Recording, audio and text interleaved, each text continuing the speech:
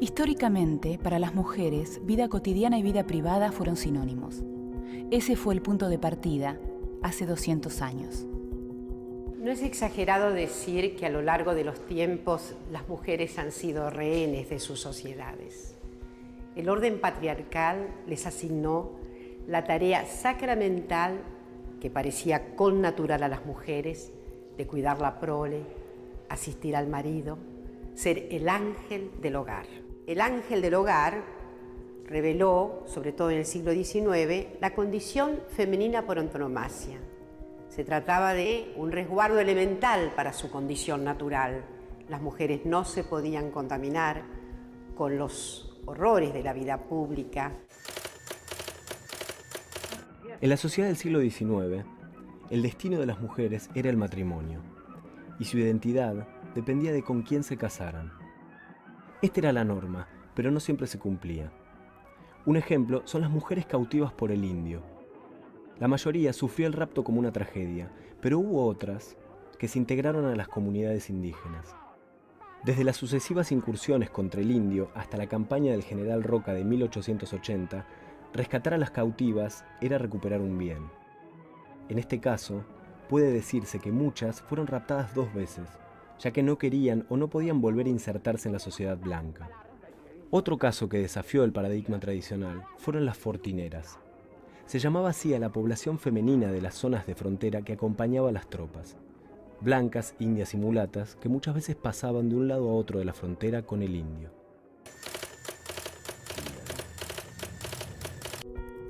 En La Vuelta del Malón, una de las obras fundamentales de la pintura argentina del siglo XIX, la imagen de la mujer nos interpela en tanto trofeo de guerra, objeto de deseo, mano de obra esclava y vientre apto para la reproducción.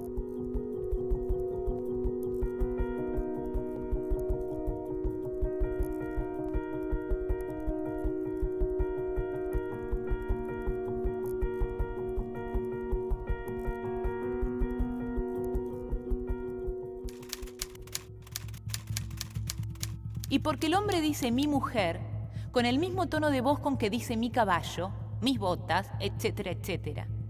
La mujer puede tener otra influencia que no sea sobre las ollas, otra misión además de la de las costuras, otro porvenir que no sea hacer el rol de la ropa sucia.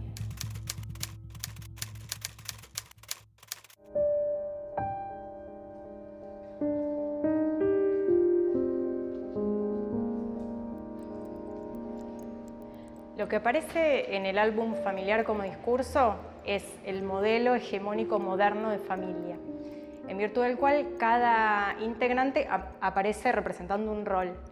El rol de la mujer es primordialmente el de ser el núcleo de unión de esa familia, el ser el centro del nido, representando los valores morales de esa familia.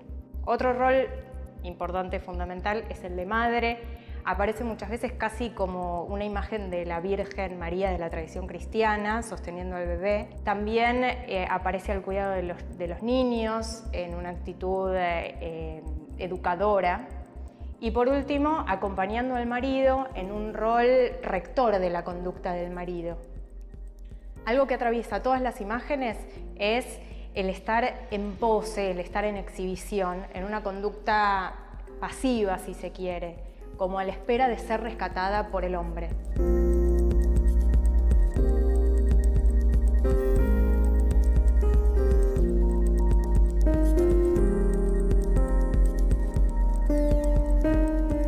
Las mujeres eran siempre prisioneras, ya fuera del indio que las raptaba o de las instituciones sociales. ¿Quién diablos inventó el matrimonio indisoluble? No creo que esto sea cosa de Dios. Se preguntaba Mariquita Sánchez de Thompson en un acto de rebeldía. Las mujeres debían ser rescatadas o raptadas por el hombre. ¿Pero de dónde? Del hogar paterno, de la soltería, de la vida religiosa. El rescate no implicaba liberación. Las ideas de liberación o sujeción cambian si la miramos desde el prisma de la historia de las mujeres. Se me ocurre pensar en el caso de Amalia Pelliza, que a fines del siglo XIX vivió una vida de encierro doméstico dispuesto por su marido y que, aunque apeló a la justicia, no consiguió que se oyeran sus reclamos. A principios del siglo XX, otro caso también emblemático es el de Amelia, Una trabajadora que está en la empresa telefónica, que se desempeña excelentemente, pero al casarse es despedida porque esa empresa no aceptaba mujeres casadas. Finalmente me parece que hay otro caso muy emblemático, que es el de Clotilde Sabatini, una importante dirigente feminista del Partido Radical que terminó sus días de manera muy violenta porque cuando se quiso separar de su marido a principios de los años 60, él le arrojó ácido desfigurándola. El matrimonio era el vínculo que establecía una relación de dominio de los varones sobre las mujeres. Estas eran consideradas menores de edad ante la ley y no tenían poder sobre sus hijos ni sobre sus bienes. Los progresos en materia legislativa fueron dándose lentamente. La patria potestad compartida se logró recién en 1985. El matrimonio sigue siendo la norma tradicional, pero los roles entre marido y mujer se fueron flexibilizando. Las separaciones de hecho existieron siempre, pero perdieron su condición de estigma, de marca social. Por otra parte, las mujeres ingresaron al mercado laboral formal, y la dependencia económica dejó de ser un factor determinante. Muchas de ellas pudieron decidir separarse de sus maridos. Hoy, son libres de elegir si desean estar casadas o no, y están amparadas por la ley. Para muchas, su vida cotidiana incluye también un rol profesional.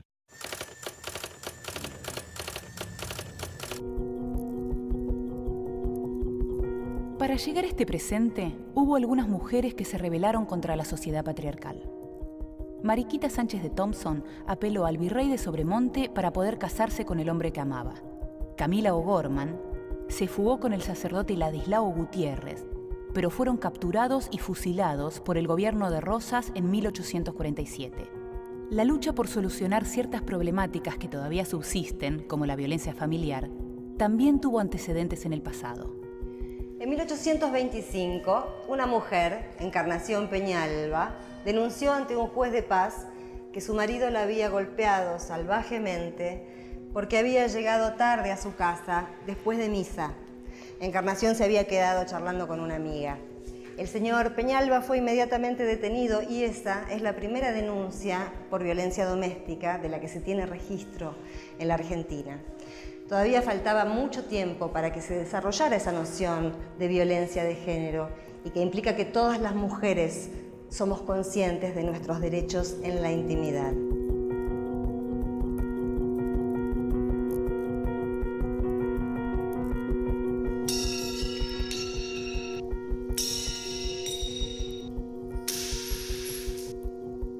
El plato es un objeto cargado de gran valor simbólico. Es a la vez el plato de comida preparada por las mujeres, el que los hombres mandaban o aún mandan a lavar para devolver a las mujeres a su rol tradicional, y el que vuela en las peleas domésticas. Romper platos y hacer de eso un concierto rompe con todas estas estructuras.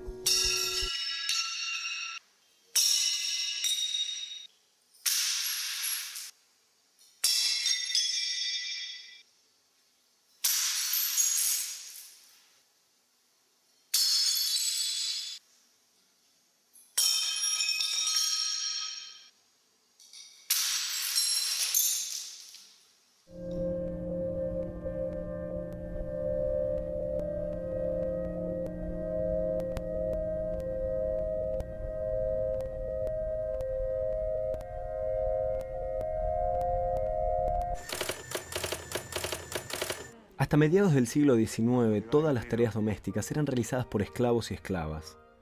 Con la abolición de la esclavitud, fueron las mujeres llegadas de Europa las que ocuparon ese lugar. Esta situación estaba muy mal vista socialmente. Incluso los periódicos socialistas recomendaban que el ama de casa debía mantenerse dentro del ámbito hogareño, ocuparse de su marido, de sus hijos y mantener el orden doméstico. El trabajo de las mujeres tenía, y aún tiene, características particulares. Era invisible, muchas veces ni siquiera era considerado trabajo ya que no generaba dinero, y era cíclico. Las mismas tareas se repetían día tras día. Pero a diferencia del trabajo masculino, que podía ser igualmente rutinario, el ascenso para el ama de casa no existía. El que ascendía o descendía era el varón, proveedor de dinero.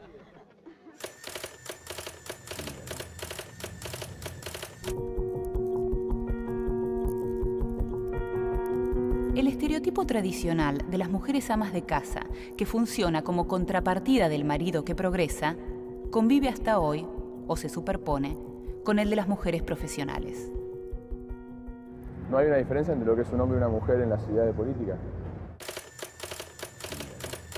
Sí, por supuesto, creo que sí, que deben ser tenidas en cuenta como tales, ¿no? Por eso aquella lucha por la jubilación del ama de casa, ¿no? Que creo que es totalmente válida. Para mí debe ser tomado como un trabajo y creo que vamos hacia eso, sin ninguna duda. De hecho, me parece que la inclusión masivamente de la mujer en los trabajos fuera del hogar hace que esos trabajos sean rentados, porque los hace otra persona. Me resulta un poco difícil juzgarlo, porque ese trabajo hoy en día cada vez está más compartido también. O sea, que ya no ha dejado de ser esa vieja condena de la mujer que queda condenada primero a hacer el trabajo de la casa y después, si tiene energías y tiempo, podría hacer un trabajo afuera. Ya eso ya no es tan así.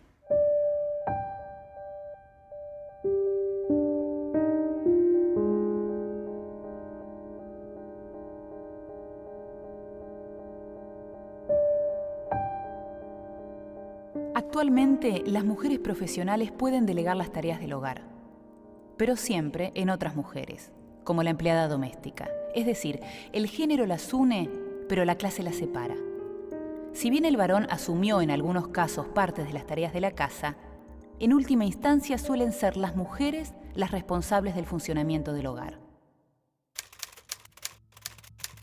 Ay, vos sabés, cuando uno volvía de trabajar, cansada, y todavía tenías que pensar que el menú balanceado, que si el pediatra había dicho que no podía, que ya comieron salchichas ayer, ¿qué les doy de comer? Y tengo que pasar por eso, ¡ay, qué horror! Y entonces, el tono era ese, entre mi nuera y yo. Entonces Nicolás dejó el sándwich y nos miró y dijo, es difícil ser mujer. Y yo dije, ¡qué frase! ¡Qué maravilla! Antes de ganar el espacio público, las mujeres lo integraban a sus casas. No intentaron ocupar el puesto del varón, sino tomar por completo el que les pertenecía.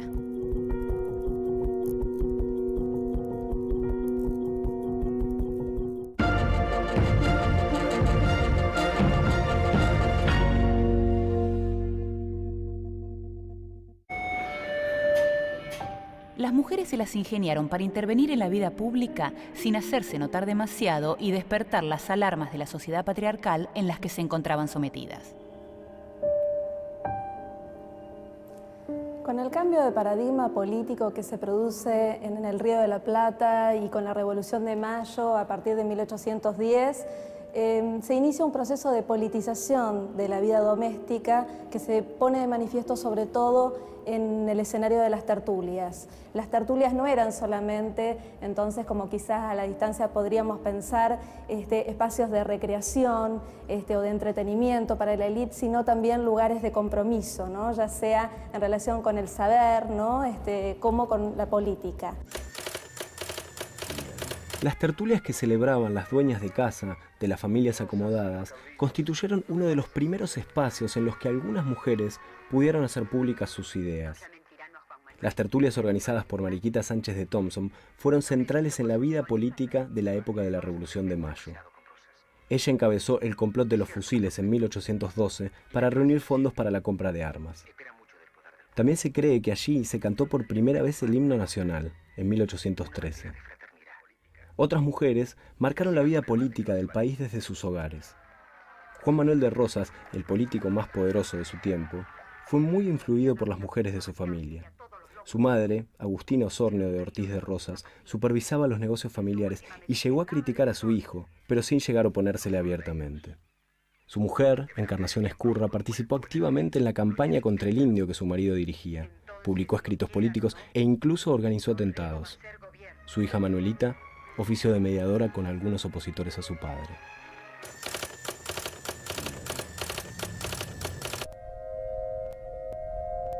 A principios del siglo XX, el ámbito tradicional del hogar estaba en crisis para muchas mujeres. Las condiciones de vida en las ciudades eran muy precarias y buena parte de la población vivía hacinada en conventillos. En 1907 se desató en Buenos Aires la huelga de inquilinos, reclamando una rebaja del 30% de los alquileres. Muchas mujeres se resistieron a abandonar sus casas y se enfrentaron con la policía. Entre las participantes más activas de la huelga se destacaron Virginia Volten y Juana Rouco Buela. militantes feministas y miembros de la Fora, la central obrera que nucleaba militantes comunistas y anarquistas.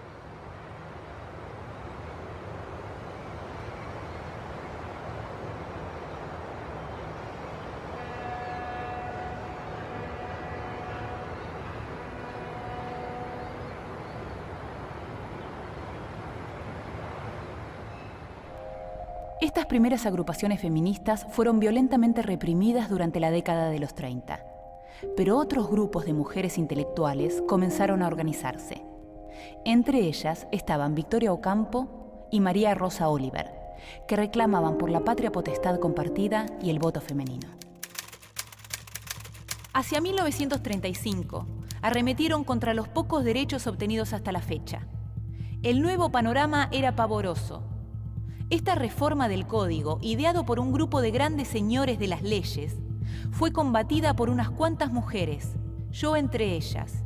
Con todo ardor conseguimos anularla. Siempre he seguido protestando contra la infame ley de la patria potestad, pese a que no tengo hijos. Si pensamos cuál es el momento que podemos marcar como surgimiento del feminismo en la Argentina, tendríamos que pensar en las mujeres inmigrantes, en las feministas anarquistas y socialistas que vinieron a fines del siglo XIX, ya con un movimiento europeo comprometido incluso con el movimiento obrero, una forma del feminismo que era poco habitual y que después se fue perdiendo porque frente a estas mujeres populares que tenían la experiencia del trabajo, de la vida doméstica, lo que fue después un feminismo más ilustrado, el feminismo de Victoria Ocampo, de María Rosa Oliver, el tipo de agrupaciones que se daban eran de mujeres que, estando emancipadas en muchos sentidos por ser mujeres ilustradas, por ser mujeres con capacidad económica, sin embargo todavía la ley le restringía todos los derechos, las trataba como menores de edad, como personas bajo tutela que no tenían autonomía ninguna, no podían ni administrar sus bienes, ni votar, ni siquiera muchas veces ingresar con reconocimiento al mundo académico. Esa diversificación de un feminismo popular y un feminismo ilustrado es algo que todavía ahora en el feminismo contemporáneo cuesta un poco suturar, cuesta un poco reconciliar. Según el Código Civil vigente, redactado por Dalmacio Vélez Arfiel, las mujeres eran consideradas menores de edad. Necesitaban la aprobación de un varón, ya fuera el padre o el marido, para acceder a la educación, para administrar sus bienes o para iniciar un juicio o testificar en él. Esta situación se modificó recién en 1926 y representó un avance parcial. Permitía que las mujeres estudiaran, ejercieran una profesión, comerciaran, intervinieran en pleitos judiciales y administraran sus bienes previos al matrimonio sin autorización del marido.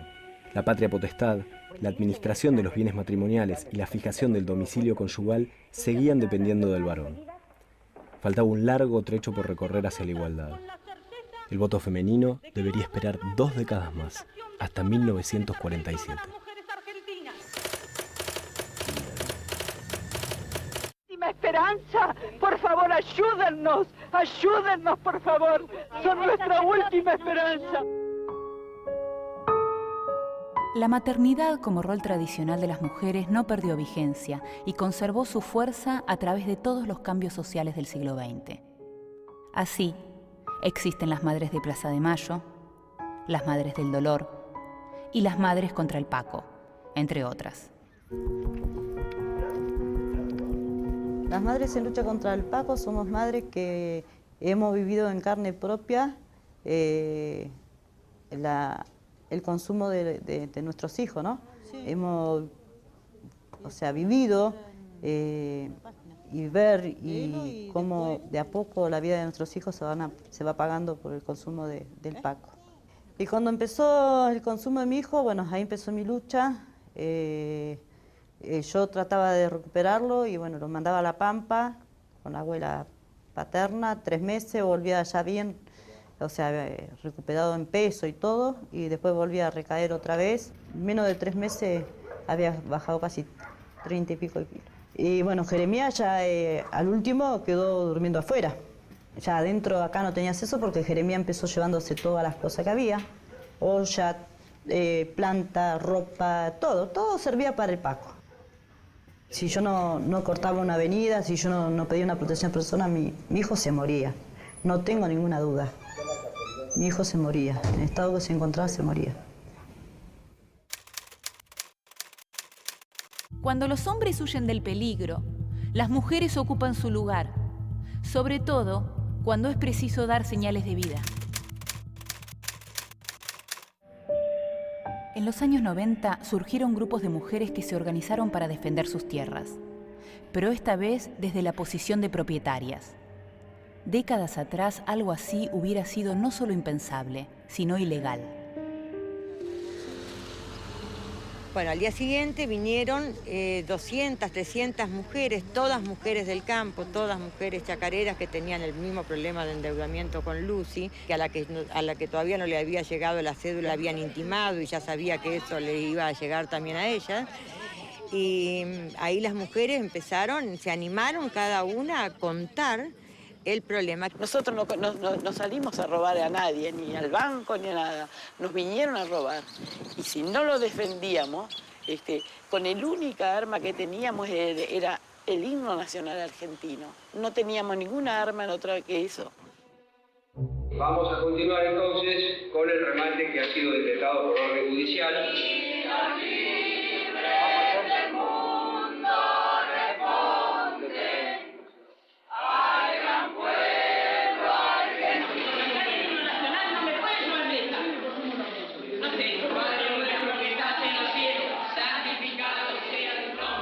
Entonces nos fuimos comunicando primero con Lucy, después en cada provincia se fue armando el movimiento y así a través de una red solidaria, ante cada llamado de un remate, las que estaban más próximas al lugar del remate acudíamos y así impedíamos que se lleven a cabo los remates.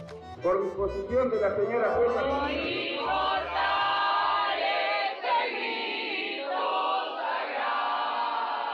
¿Cómo alguien se va a parar delante de un juez y un martillero y decirle acá no va a haber remate? Pero ¿cómo? Si es la orden de la justicia, bla, bla, toda la historia que te hace. Acá no va a haber remate. No va a haber remate.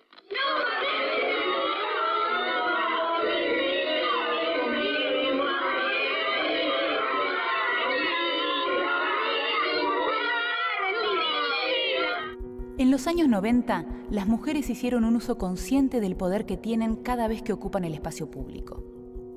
Asumieron un rol protagónico en la defensa de sus fuentes de trabajo y el bienestar de sus familias.